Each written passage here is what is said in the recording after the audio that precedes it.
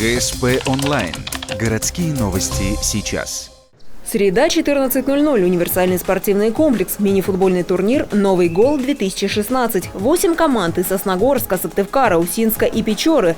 Впервые в Лиге Севера юноши играют вместе со взрослыми. Самый молодой состав у клуба «Ухта-2000». Его футболистам от 14 лет. Самая возрастная, практически ветеранская команда «Роял». Его игрокам от 40 лет. Несмотря на эту разницу, практически каждый матч в равной борьбе. В целом фавориты подтвердились, однако, как всегда, не обходится без сюрпризов.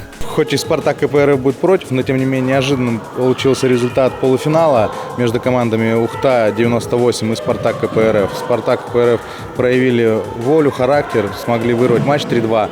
Наверное, все-таки этот результат неожиданный. А в целом, все остальное. Прогнозировался финал мониторинг-групп «Ухта-98». Ну вот получилось чуть-чуть по-другому. В полуфинале победу над «Ухтой-98» одержал «Спартак» КПРФ.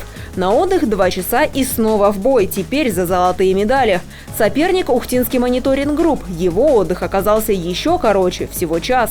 Что сказалось больше – усталость или равенство сил? Первый тайм завершается в ничью 0-0. У нас 2 равносильные четверки были, а получается вторая четверка выпала, так как один человек он плохо себя чувствовал. Получилось так, что во второй четверке 3 человека, пришлось меняться по 2 человека. И вот это тоже может дало себе знать, что больше бегать приходилось, быстрее меняться и так далее. Команды встречались в групповом этапе. Простой игра не была. «Спартак» открыл счет, и хозяевам пришлось догонять. Тогда игру удалось переломить. 4-3 победил мониторинг. Работа над ошибками и тактические приемы КПРФ, которые работали накануне, сегодня дают осечку. Отчасти предсказуемо. Команда гостей молодая, существует около 4 месяцев.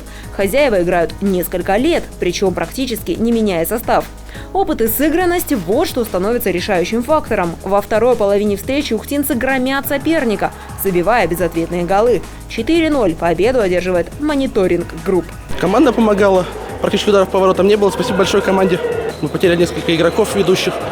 Они ушли играть за МФК 98 Ухта. Поэтому мы играли, можно сказать, в ослабленном составе. Они одни из наших лидеров. У нас их не было. Команда без лидеров смогла собраться и сыграть.